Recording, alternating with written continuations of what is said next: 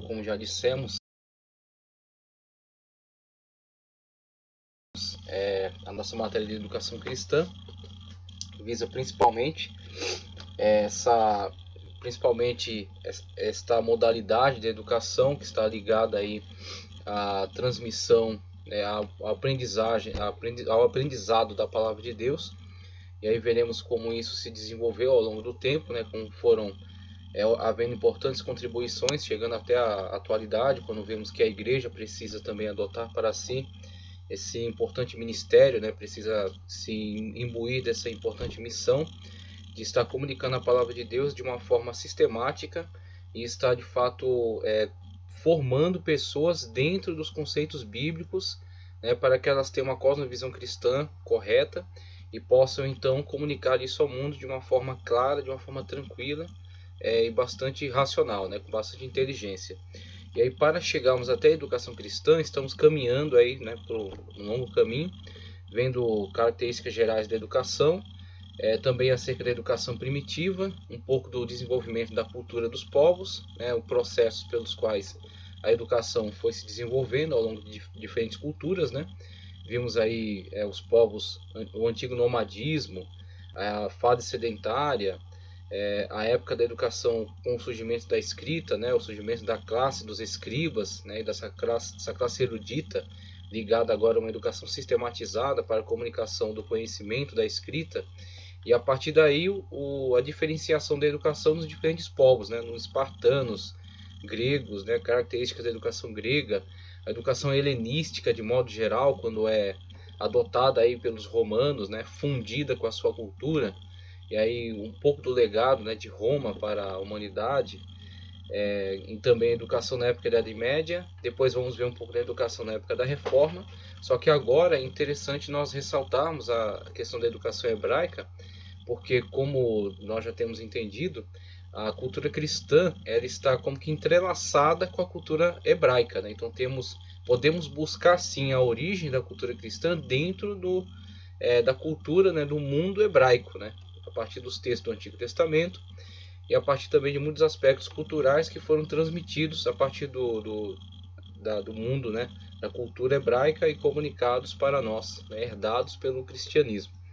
Então por isso que é fundamental olharmos para essa cultura hebraica, entender qual foi o seu processo de desenvolvimento, para que possamos então compreender o que da cultura hebraica é herança para nós e assim construirmos um conceito pleno sobre a educação cristã, a partir da sua formação, a partir da sua base, entender quais foram os processos de desenvolvimento, para nos situarmos na história e podemos dar continuidade a esse processo, né? Também assumimos nosso papel como educadores cristãos.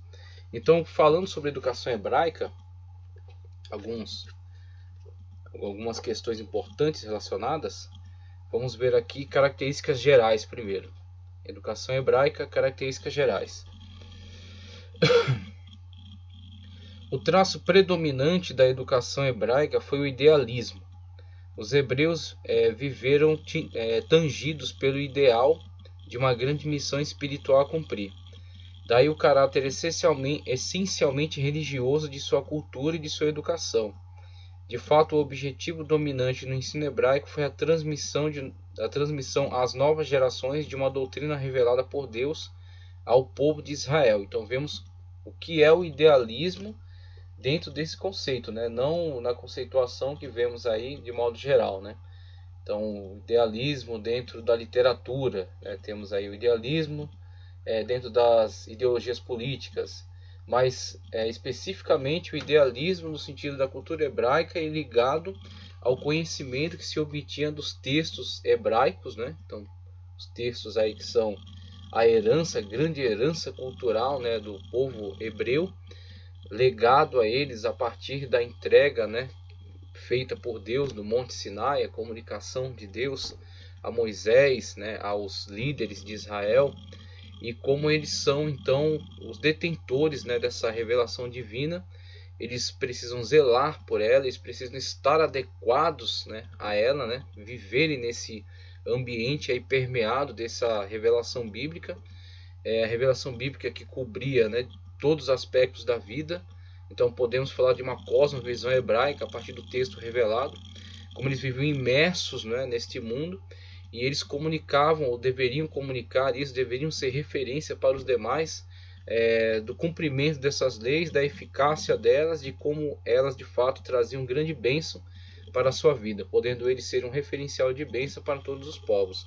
Então temos um idealismo no sentido de o seu modo de vida, né, a sua orientação de vida estar pautada, né, por esse texto base, está pautada por esta revelação que lhes foi comunicada por Deus no Monte Sinai.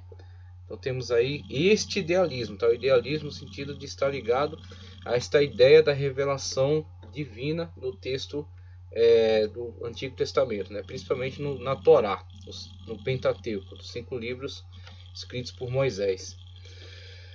De fato, o objetivo dominante do ensino hebraico foi a transmissão às novas gerações de uma doutrina revelada por Deus a Israel, que for escolhido para disseminar essa revelação por toda a humanidade, donde o espírito religioso, o sentido messiânico da educação hebraica.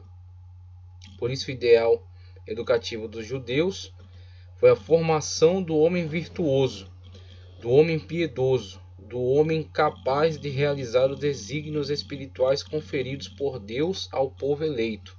Aí o que vai pautar, né, o que vai direcionar toda a ação.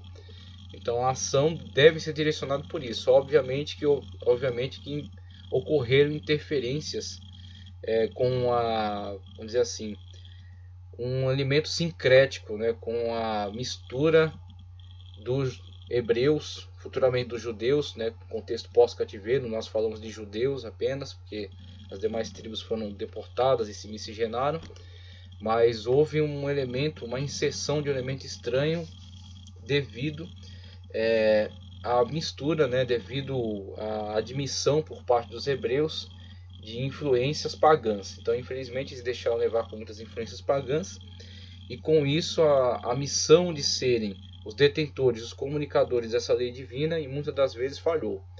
E foi diante dessas constantes falhas que Deus trouxe um grande juízo. Então, o cativeiro babilônico, conforme os próprios profetas bíblicos apontam, foi um grande juízo de Deus, em decorrência dos hebreus, dos judeus futuramente terem, em diversos momentos da história, falhado, né? Não terem assumido, não terem tido uma postura responsável ante a sua missão, ante o pacto firmado com Deus, e assim foram educados por parte do Senhor, no sentido de trazer esse grande juízo, não para a sua destruição, mas sim para o seu aprendizado, para que eles pudessem então ser libertos dessas influências estranhas e enfim cumprir a sua missão de serem um povo que comunica a verdade do texto divino revelado, a verdade do texto divino sagrado entregue a eles, e assim eles poderem ser referência. Então os judeus que retornaram do cativeiro passaram por um longo processo, né, de punição da parte de Deus, mas uma característica que podemos ressaltar é que eles de fato foram curados do grande mal da idolatria, que já caminhava com ele muito tempo na história. Vemos aí ao longo do livro dos Juízes, até em Êxodo, né, quando vemos aí que Moisés sobe ao monte, eles constroem um bezerro de ouro, resquício do paganismo egípcio entre eles. Depois eles entram na terra, né, conforme Deus havia prometido, e eles de fato entram na terra de Canaã. Mas em muitos episódios, juízes têm que ser levantados para libertar o povo de uma opressão que se deu pelo fato deles se miscigenarem com os povos, né? Eles adotarem uma postura sincrética, misturarem o culto ao Deus verdadeiro aos deuses pagãos, culto a Baal, culto a Azerá, culto a Moloque, culto a Camus, culto a Astarte. Então, toda vez que eles adotavam essas culturas que estavam em volta deles e que deveria ser rejeitada para ser então expressada a esses povos o verdadeiro culto ao verdadeiro Deus, toda vez que eles falhavam com este pacto, com esse compromisso, eles caíam então numa situação de cativeiro, né? Numa situação de opressão. E diante dessas opressões, Deus interveio muitas das vezes levantando juízes. E aí é que nós vemos que ao longo de todo esse processo, depois adentramos a fase da monarquia, a divisão do reino, né, com o reino do norte, as 10 tribos do norte, as 2 tribos do sul, a situação em que o Senhor levantou vários profetas para estarem denunciando essas práticas de injustiça, né, práticas de descumprimento da lei, práticas de paganismo, né, de prostituição, no sentido de uma prostituição cultural, né, quando eles quebravam o pacto com Deus verdadeiro e se deixavam levar por esse tipo de culto. Então, diante disso é que veio sobre eles, né, primeiramente sobre Israel, a deportação pelos assírios, né, as campanhas em que os assírios levaram eles, deportaram Tiglat-Pileser, Salmaneser, Sargão, deportaram eles para outras terras e trouxeram povos estranhos e inseriram naquela região, dando origem ao que seria chamado futuramente samaritanos. E com relação às tribos do sul, Judá e Benjamim, depois veio também sobre eles, mesmo com grandes reformas religiosas empreendidas por Ezequias, o rei Ezequias, por Josias, mesmo assim a sentença já estava promulgada da parte de Deus e eles seriam levados ao cativeiro. E de fato foram 70 anos do cativeiro babilônico, e quando então começaram a retornar, nesse retorno foi empreendido um grande trabalho de educação. Esdras, o grande escriba, um grande representante aí da erudição hebraica, ele reuniu os textos canônicos que haviam sido produzidos ao longo desses séculos, desde a Torá até o Nebirim, os profetas anteriores, o Ketubim, os escritos, reunindo todos esses textos sagrados numa grande coleção, a que deu-se o nome de Tanakh, que é um acróstico, na verdade, Torá, Nebirim, Ketubim, o Tanakh. Reuniu nessa grande coleção, de textos sagrados e empreendeu um processo de educação sistematizada da lei, na qual havia a educação oficial, por parte aí dos grandes mestres condutores, desse processo, e haviam também muitos levitas que estavam junto ao povo, trazendo explicações, ouvindo dúvidas, trazendo esclarecimentos mais pessoais a pequenos grupos de pessoas, de pequenos grupos de cidadãos que estavam ali sendo alvo desse processo, grande processo educativo. E aí nós vemos o que é um autêntico avivamento. Avivamento, trazer a vida. Trazer a vida em que sentido? No sentido de que estavam mortos para a sua fé no Deus único, no Deus verdadeiro, e que a volta, a vida, dar-se-ia por meio da entrega de uma palavra vivificante, por meio de uma palavra que traria renovação à vida deles. E esta palavra foi entregue nesse processo de um vasto processo de ensino-aprendizagem. A comunicação da lei, a sistematização dessa lei, com a organização de todos os livros que estavam espalhados, a composição aí dessa grande coletânea que viemos a chamar então de Antigo Testamento, ok? E a comunicação, que não havia apenas, não era suficiente apenas organizá-los e deixá-los na biblioteca.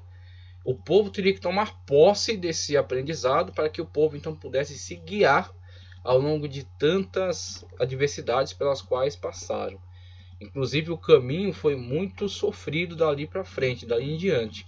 Os judeus ainda vieram a sofrer muitas investidas, até a pior delas, que foi por Antíoco IV Epífanes, que pretendia mesmo pretendia varrer da face da terra, pretendia dizimar completamente os judeus e eliminar todos os traços da sua cultura. Inclusive o grande alvo de perseguição de Antíoco IV Epífanes foram os livros da lei. Queimava todos os livros que encontrasse, colocaram pessoas para buscar esses livros onde quer que estivessem e queimá-los.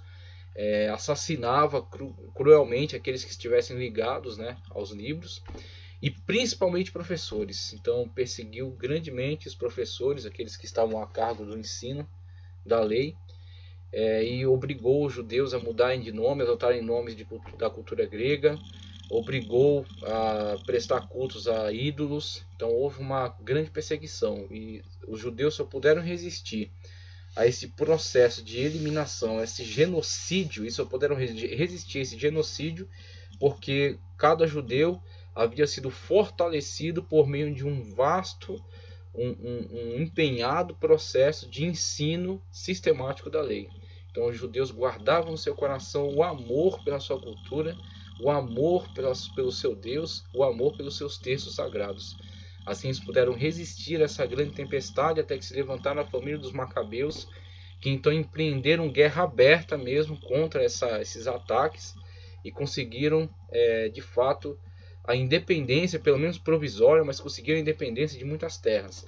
Até que depois caiu a dominação dos Ptolomeus, dos Seleucidas, e veio ser substituída pela dominação romana, com a Pax Romana, né, com os acordos feitos aí entre Roma e as lideranças judaicas daquela época, sendo então estabelecido algumas normas, né, e até tolerado o culto, né, tolerado a religião judaica, tolerada o ensino das escrituras, ok? E até colocado algumas lideranças dentro dos judeus para presidirem ali, de uma forma limitada, é claro, mas presidirem presidirem de uma certa forma algumas instituições israelitas, né? Algumas instituições judaicas. E aí essa resistência, e a resistência não somente essa, mas se a gente fosse falar aqui, a gente vai falar um pouco disso aqui ao longo dessa aula, mas a resistência dos judeus ao longo de muitos séculos, porque isso é apenas um contexto bíblico. Depois a gente entra pela época da era cristã, em 70 depois de Cristo, a destruição do templo, que é o grande elemento agregador da religião hebraica. Então a realização de todos os cerimoniais, a realização dos sacrifícios, o sacerdócio que está ligado ali a toda a atividade do templo. Com a queda do templo, se não houvesse um ensino muito forte, se não houvesse uma instituição muito forte com as sinagogas, com os fariseus, com os escribas, com os rabinos, com os grandes mestres que comunicaram esse conhecimento, né, a todo o povo, havia de fato um interesse em se alcançar todo o povo com o ensino da lei. Temos aí, por exemplo, temos regras colocando, por exemplo, que uma cidade que tivesse pelo menos 10 homens, cada um com a sua família, 10 cabeças de família, seria obrigatório ter uma sinagoga para atender ali aquela pequena comunidade, nem que fosse uma aldeia, mas para atender aquela pequena comunidade no sentido de orações, manter a comunhão entre eles, ensino da lei, ensino das crianças. Então foi por causa disso que eles, mesmo com a queda do templo em 70 depois de Cristo e a diáspora em 135, depois da revolta de Bar Kokhba, quando eles foram então espalhados pela terra e proibidos de estar em Israel, e Jerusalém teve seu nome mudado para Aérea Capitolina, e eles foram espalhados por toda a terra, já haviam famílias judaicas já em diversas terras, mas diferentemente dessa situação que já era comum, eles foram proibidos de estar na terra de Israel. Então, diante dessa situação, só poderia haver a sobrevivência desta cultura, não só das pessoas, do povo, porque muitas culturas se desfizeram, se apagaram ao longo da história, porque as pessoas se misturaram com outras culturas e assim houveram transformações e assim aquela cultura, os traços característicos daquela cultura se apagaram. Então muitas culturas desapareceram ao longo da história. Mas os judeus, além de manterem algumas características como povo, eles mantiveram a sua cultura. Claro que houveram modificações, mas traços gerais da sua cultura foi mantida. A adoração ao único Deus, a preservação dos textos sagrados, ok? Mesmo com a inserção de alguns hábitos, com a mudança natural que se processa ao longo da história, mas esses traços gerais, traços característicos, estão preservados, e a preservação deles deu-se ao fato de um processo educativo muito sério. Eles levaram sempre muito a sério essa questão da educação, por isso que de fato puderam preservar essas características, puderam seguir adiante e estão até hoje aí, podendo ser visualizados em diversas terras, onde quer que eles estejam, mesmo eles contrastando com a população local, mas eles estão mantendo suas características, e isso deve-se a um processo de ensino-aprendizagem levado muito a sério. Então temos que absorver para nós esse grande valor, o valor que eles dão a esse processo de ensino-aprendizagem, essa comunicação do saber, essa comunicação da cultura, essa comunicação do conhecimento bíblico, das tradições. Então tem que ser absorvida exatamente essa postura, a postura de levar a sério, de respeitar, de se dedicar, de entregar tudo a esse processo de ensino-aprendizagem para que esses valores sejam comunicados, sejam mantidos e os novos integrantes possam dar continuidade, né, a isso, possam estar firmes e estar conscientes do seu papel. Então, como é importante nós aprendermos em relação a isso para que nós possamos também absorver e também adotar essa postura. O grande motivo da importância histórica do povo hebreu é a sua religião. O seu monoteísmo é uma exceção no meio do grosseiro politeísmo de outros povos do Oriente. O seu livro sagrado, a Bíblia, não é apenas uma obra notável do ponto de vista religioso, mas também do ponto de vista histórico. Ao estudarmos as doutrinas sagradas dos povos orientais, tivemos o ensejo de verificar a ausência de fundamento histórico dessas doutrinas, originadas de vaga reminiscência de uma revelação longínqua e imprecisa, envolta nas névoas da lenda e da fantasia. O mesmo não acontece, porém, com a doutrina revelada dos judeus. E aí já tivemos oportunidade no vídeo denominado dos Sumérios a Abraão, em contrastar a historicidade da fé hebraica, né, dos textos do Gênesis, que saíram da caneta de Moisés, contrastá-lo com as mesmas narrativas que estão presentes em tradições de outros povos que são anteriores aos hebreus. Então você encontra acerca de Utnapishtim, por exemplo, né, na cultura babilônica, na epopeia de Gilgamesh, ok? Então você encontra em linhas gerais aquela narrativa acerca do dilúvio, a punição dos deuses, o personagem que é livrado, né, daquele cataclisma. Você encontra essa revelação a ele acerca desses planos, a construção da arca, né, a sobrevivência dele a este episódio. Mas quando você vai analisando ponto a ponto, você vê que na forma de se expressar da cultura hebraica temos uma historicidade, no sentido, por exemplo, de que Noé não se torna um personagem semideus por causa dessa intervenção divina. Noé não se torna eterno por causa disso, diferentemente de Utnapishtim, que se torna quase que como um semideus, né? Os deuses revelam para ele, os deuses o poupam dessa punição, e aí ele se torna eterno, ele permanece vivo aí por causa dessa graça alcançada por parte dos deuses.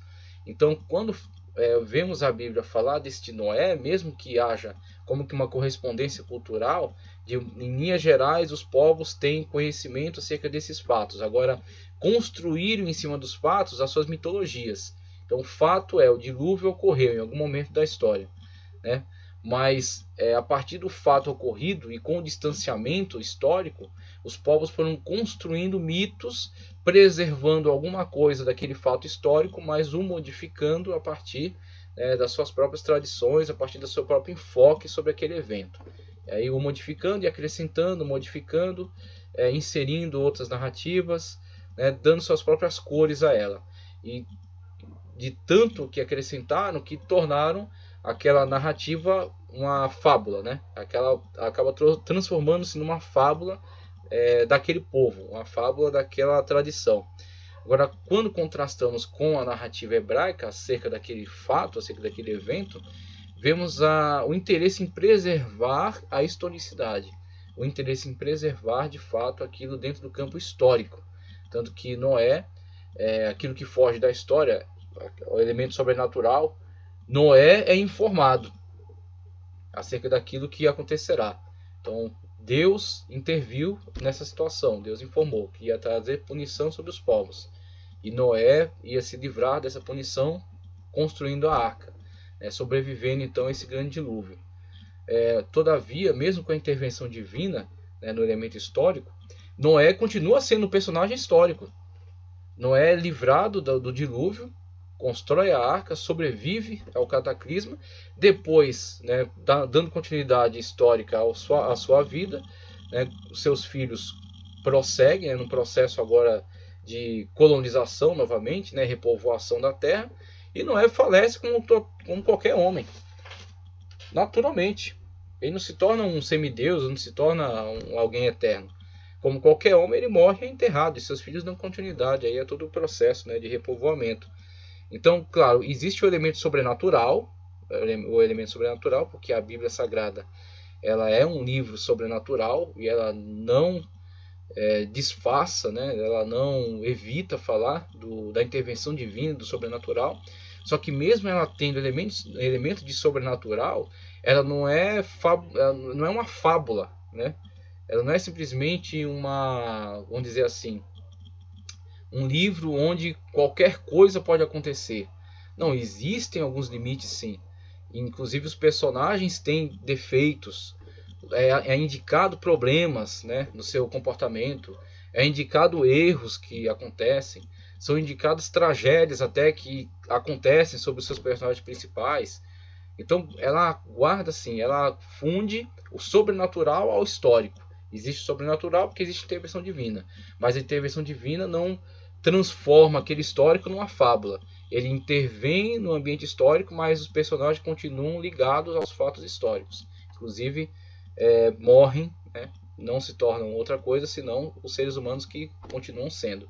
Então temos aí como é característico, como é interessante, como é distinto, né, esse aspecto aí da narrativa bíblica. Ela fala do sobrenatural, mas ela não muda a sua característica de narrativa histórica. Ela se caracteriza por um aspecto de rigorosa historicidade. Nela surgem fatos e realizações positivas e concretas, onde se evidencia indiscutivelmente a ação viva e direta da vontade divina. Assim, o caráter objetivo e real da doutrina revelada dos judeus se distingue nitidamente do caráter lírico e fantasista das doutrinas sagradas de outros povos orientais. Daí a superioridade doutrinária da Bíblia em comparação com outros livros canônicos do Oriente, e o aspecto positivo e concreto das narrativas e ensinamentos da tradição mosaica,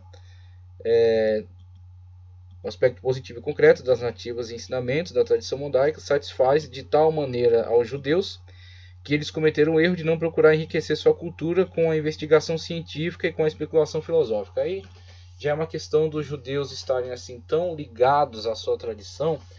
Isso tem um lado positivo, aquilo que eu acabei de falar para vocês, a preservação da sua cultura ao longo de tantos séculos e mesmo diante de tantas perseguições, mas por outro lado eles não a diversificaram, né? O que aconteceu, por exemplo, mais tarde, já no mundo helenista, né? Quando surgem figuras muito relevantes ao mundo hebraico de então, com Maimônides e Filo de Alexandria. Estes sim procuram interagir com a cultura helenista, com outros saberes. Joséfo também, Flávio Joséfo, que viveu no ambiente romano, e ele procura construir uma narrativa histórica do seu povo em contrapartida aos preconceitos das culturas dos romanos e dos gregos contra a sua cultura judaica. Então o que ele faz? Ele está inserido no mundo romano, ele conhece, né, as narrativas, né, da cultura romana, da cultura grega, e ele constrói a narrativa do seu próprio povo, História dos Hebreus, disponível aí do CPAD, tá? Ele constrói a narrativa histórica do seu povo com uma contra-argumentação a uma contra-argumentação a esses ataques, uma contra-argumentação a esses preconceitos. Ele mostra a coerência histórica dos livros sagrados e o valor histórico do seu povo, né, com uma resposta a esses preconceitos que ele encontrava nesses meios culturais. Então temos a figura de Flávio Joséfo, né, que faz como que a defesa, a apologética, né, do valor histórico do seu povo por meio da produção dessa vasta, essa mega obra, né, que é a História dos Hebreus. Então temos aí figuras importantes. Aí, dando continuidade, ele fala, conforme está em tela: a cultura hebraica, os filhos são considerados dádivas divinas, e sua fé em um Deus espiritual que revelou sua lei e as registrou em tábuas os impinge a buscar conhecer as letras. Aí temos o valor do primogênito dentro da cultura hebraica, o primogênito a quem é dado o dobro dos bens, né, os bens da família, que é dado, a porção dobrada, né, dos bens. Então no espólio, né, na repartição dos bens, a porção dobrada cabia ao primogênito e os demais repartiam ali o que ficava. E isso pode parecer para a nossa cultura atual uma abissal injustiça, Mas na mentalidade da sociedade oriental, no caso aí do Oriente Médio, o primogênito, uma vez falecido o pai de família, o filho primogênito, cabia a ele assumir a responsabilidade implícita a todos os membros da família. Então, por isso que a porção dobrada dos bens era administrada por ele, mas não para o seu próprio deleite, não para que ele torrasse isso como quisesse, mas sim para que ele proporcionasse aos demais membros alguma segurança. Uma irmã que não se casava ficava ainda sob a tutela do primogênito agora. A mãe estava sob a tutela dele, né? Cristo, quando está pendurado na cruz, ele está para dar o último suspiro, ele olha para baixo, né, buscando ali os seus apóstolos, inclusive Pedro, que disse que ia ficar até o fim, mas antes que o canto do galo, ele negou a Cristo 3 vezes, né? Então, buscando entre eles, ele acha o mais jovem, ele acha João, e aí ele trata de responsabilizar João sobre os cuidados necessários à sua mãe. Mulher, eis aí o teu filho. Filho, eis aí a tua mãe. Veja Cristo como ele de fato não se desincumbiu da sua responsabilidade, mesmo com pregos enfiados nas suas mãos, nos seus pés, depois de chicoteado, depois de grande sofrimento, pendurado numa cruz, prestes a agonizar, e mesmo assim ele cumpre com as obrigações conforme a cultura hebraica, uma vez que ele era o primogênito, ok? Então a responsabilidade principal sobre a sua mãe, sobre os seus irmãos, cabia a ele. Então ele passa, uma vez que ele está para dar o suspiro, ele comunica essa responsabilidade àquele que é de sua confiança, né, o seu discípulo amado João.